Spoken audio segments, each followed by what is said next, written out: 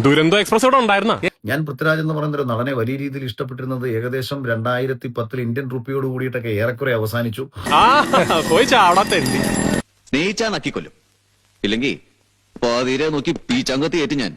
അതാ നമ്മുടെ സ്റ്റൈല്. ഈ ചെയ്തിട്ടുള്ള സിനിമകളും കഥാപാത്രങ്ങളും കണ്ടാൽ കോമാളിത്തരങ്ങൾ എന്ന് തോന്നിപ്പിക്കത്തക്ക കഥാപാത്രങ്ങളാണ് ചെയ്തുകൊണ്ടിരുന്നത്. ഒരേപോലുള്ള ഭാവാഭിനയങ്ങളും കൃത്രിമത്വം നിറഞ്ഞ അഭിനയങ്ങളും നാടകം എന്ന് തോന്നിപ്പിക്കത്തക്ക സംഭാഷണ ഡെലിവറികളും ഒക്കെ തന്നെയാണ് നടൻ എന്ന രീതി ചെയ്തു വെച്ചിരിക്കുന്നത്. ശശിയെ എന്നാണ് ഈ പറയുന്നത്? ഇനി അവന്റെ വരവാണ്. സാക്ഷാൽ അഖിൽ മാരാർ, അഖിൽ കട്ടാത്തല. വന്ന ഭാഗം കാണാൻ പറ്റി, പക്ഷെ ഒന്നും കേൾക്കാൻ പറ്റിയില്ല. നല്ല സ്റ്റാൻഡേർഡ് കൂവലല്ലായിരുന്നു.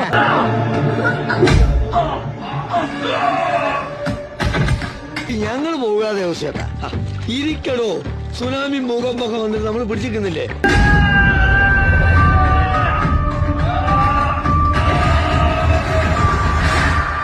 അവതാരപ്പിറവികളുടെ മുഴുവൻ രൗദ്രഭാവം ആവാഹിച്ച ഈ മൂർത്തിക്ക് ഇപ്പൊ പേര് നരസിംഹ എന്നാണ്.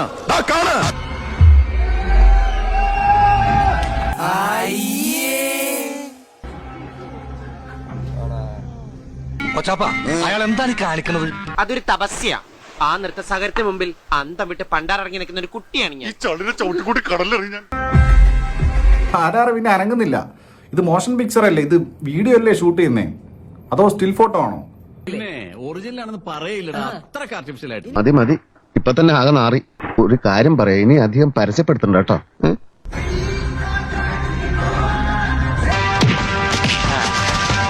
ഇങ്ങനെ പക്ഷെ കത്തി കണ്ടു കഴിഞ്ഞാൽ കറക്റ്റ് പുളികാടിന്റെ പച്ചക്കറി കത്തിയില്ലേ, അത് സെയിം സാധനം. എന്നിട്ട് മരം അങ്ങനെ മുക്കുക. കഞ്ഞി കുടിക്കാൻ വകയില്ലാത്ത കുടുംബത്തിൽ നിന്നല്ല ഞാൻ വരുന്നത്. പിന്നെന്താ, ഉള്ളിന്റെ ഉള്ളിൽ സ്വല്പ കലയുണ്ടായി പോയി. എന്റെ പൊന്നു ചങ്ങാതി, വല്ലപ്പോഴും ഞാനൊരു സിനിമ കാണുന്നതാ, അതില്ലാതാക്കല്ലേ.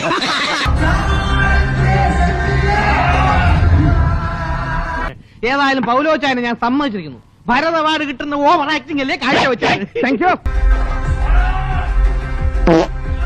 സാറിന് ടോയ്ലറ്റ് പോകുന്നുണ്ടോ? ഫേസ് വല്ലാണ്ടിരിക്കണു.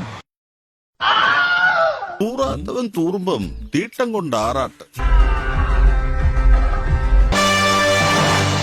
നീ എന്താടാ ചാണാൻ ചവിട്ടിയ പോലെ നടക്കണത്? ഇങ്ങനത്തെ ഡയലോഗ് പറഞ്ഞാലേ ഇതുപോലെ നടക്കണം.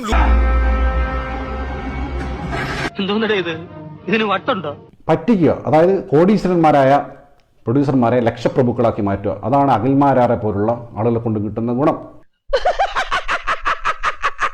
നിനക്കിത് വേണം. നീ എന്റെ മുമ്പിൽ കിടന്ന് വിലസിയില്ലേ? എന്തൊക്കെയാ നീ പറഞ്ഞത്? കഴിവില്ലല്ലോ, അപ്പൊ പിന്നെ ആകെ അറിയാവുന്ന പണി വായ്ത്താളം വിടലും പ്രൊഡ്യൂസേഴ്സിനെ പറ്റിക്കലും വീണ്ടും വീണ്ടും ഇങ്ങനെ പിടിച്ചു നിൽക്കലും സോഷ്യൽ മീഡിയയിൽ ലൈവ് വിട്ടിട്ട് റവന്യൂ ഉണ്ടാക്കലും മാത്രമാണ്.